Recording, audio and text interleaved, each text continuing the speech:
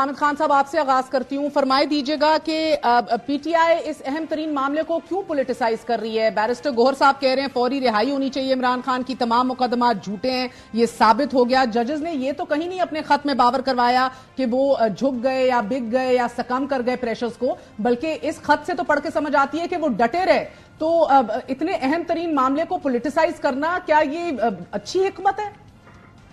نہیں، میں نہیں سمجھتا پولیٹیسائز کرنا چاہیے، نہ ہی میں سمجھتا ہوں پولیٹیسائز کر رہے ہیں۔ انہوں نے یہی بتانے کی کوشش کی ہے کہ اسلام آباد ہائی کورٹ جو ہے وہ اپنے آزادانہ فیصلے نہیں کر پا رہی تھی، لہذا کیونکہ جو معاملات اسلام آباد ہائی کورٹ کے سامنے ہیں ان میں اس لیے جلد پیش رفت ہونی چاہیے، اور اگر انصاف کا تقاضا ہے کہ ان کا ٹرائل جو ہے وہ غلط ہوا ہے یا مس ٹرائل ہوا ہے تو اس کے نتیجے میں ان کو جو ہے بری کرنا چاہیے، ان کی اختیار جو ہے ختم کرنی چاہیے۔ یہ اس کے پیچھے ہے، اس میں تو صرف ایک ٹیرین وائٹ کیس کا حوالہ دیا گیا ہے نا کہ اس کے اندر کس طرح دو ججز کے اوپر بعد میں کیسے پریشر آیا، پہلے ایک جج نے اپنا آرڈر اپلوڈ کر دیا، اور تو کسی دیگر کیس کا ذکر نہیں ہے عمران خان کے۔ وہ تو ٹھیک ہے، وہ انہوں نے ایک مثال کے طور پر ہی دیا نا، بڑی واضح مثال تھی، کیونکہ اس کا نام بھی ذکر کرتے تو یہ معاملہ پہلے ہی پبلک ہو چکا تھا، کیونکہ اس میں ایک جج کا، دو ججز کا ایک اپنا ویو آ چکا تھا، اور چیف جسٹس جو تھے انہوں نے ان سے ڈیفر کیا تھا، اور ڈیفر کرتے ہوئے ان کی اوپینین کو جو ہے وہ ویب سائٹ سے ہٹایا گیا تھا۔ وہ تو ایک متنازع صورتحال پہلے اختیار کر چکا تھا، یہ کوئی نئی بات نہیں کی گئی، وہ تو صرف ایک مثال کے طور پر اس کا ذکر ہوا ہے۔ تو سر جن کیسز میں ریلیف ملا یا ملنے کے چانسز ہیں اب ان پر بھی سوالیہ نشان کھڑا ہو جائے گا اس منطق کے مطابق؟ تو دیکھیے، یہ ساری ہی عدلیہ پر، نہ صرف اسلام آباد ہائی کورٹ پر بلکہ لاہور ہائی کورٹ پہ اس سے بھی بڑا سوالیہ نشان پڑ چکا ہے کہ یہ حالات ہیں۔ اس میں ایک چیز ظاہر ہو گئی ہے کہ پاکستان کی جو انٹیلیجنس ایجنسیز ہے وہ سپریم کورٹس، وہ ہائی کورٹس کے معاملات میں انٹرفیئر کر رہی ہیں، ان کے فیصلوں میں انٹرفیئر کر رہی ہیں، ان سے اپنے مخصوص پسند کے فیصلے لینا چاہتے ہیں، اور ان کو ان کے اپنے کام سے روکا جا رہا ہے۔ تو میں سمجھتا ہوں، میں اسلام آباد ہائی کورٹ کے ان 6 ججوں کو سلام پیش کرتا ہوں کہ جس طرح شوکت صدیقی صاحب نے کھل کے بات کی تھی جو قوم کے سامنے آج سچ ثابت ہو گئی، یہی انہوں نے آج کر رہے ہیں۔ آج انہوں نے ان کے ایک جو ان کا جو رول رہا تھا اس کو آگے بڑھایا ہے، اور کہا ہے کہ ہاں اب آپ نے اس میں کہا ہے کہ انکوائری ہونی چاہیے، اب آپ ہمیں گائیڈ کریں کہ ہم کیا کریں جب ہمارے پر بھی وہی مداخلت کے معاملات پیدا ہو رہے ہیں جو ان کے کیس میں 2018 میں ہوئے تھے۔ تو میں سمجھتا ہوں کہ اس کیس کی وجہ سے یہ معاملہ جو ہے اس سے عدلیہ کو یہ تقویت ملی ہے، اور انہوں نے سوچا کہ اس معاملے کو ہم سپریم کورٹ یا سپریم جوڈیشل کاؤنسل میں لے کے جائیں۔ And I get to the legacy part of this کہ کتنا بڑا اونس ہے، بٹ اگر آپ اجازت دیں شاہ خاور صاحب مجھے بتائیے گا کہ آپشنز کیا ہیں ابھی چیف جسٹس کے پاس؟ آج بھی 2.5 گھنٹے فل کورٹ بیٹھا ہے، کل بھی بیٹھنے جا رہے ہیں، وزیر اعظم پاکستان بھی اٹارنی جنرل اور وزیر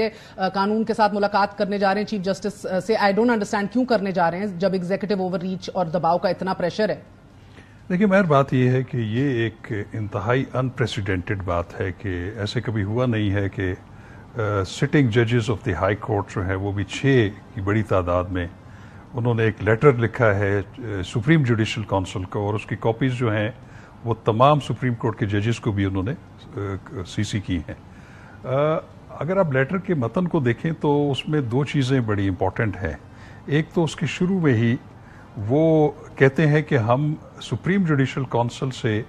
رائے طلب کر رہے ہیں، ان کی گائیڈنس طلب کر رہے ہیں کہ ہم جس حالات میں کام کر رہے ہیں، ہم پہ دباؤ ہے حکومتی یا انٹیلیجنس ایجنسیز کا، اور اس میں آپ ہمیں گائیڈ کریں کہ ہمیں کیا کرنا چاہیے، انفرادی طور پہ ٹیکل کریں یا کوئی میکنزم مرتب کریں۔ پھر اس کے بعد دوسری ایک یہ ہے کہ اینڈ کا جو ان کا پیراگراف ہے اس میں وہ لکھتے ہیں کہ ایک جوڈیشل کنونشن جو ہے وہ طلب کیا جائے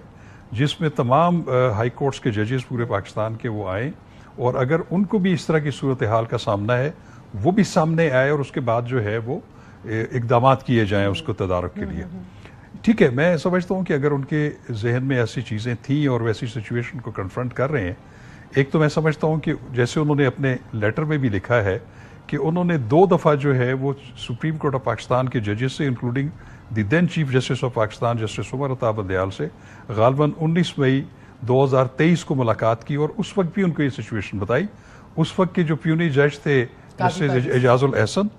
वो भी उस मीटिंग में मौजूद थे। मौजूदा चीफ जस्टिस अभी जो हैं उस वक्त सीनियर जज थे काजी फायज ईसा साहब, उनसे भी उन्होंने बात की और उन्होंने मुतअद्दिद बार जो है अपने chief justice Islamabad high court से भी बात की।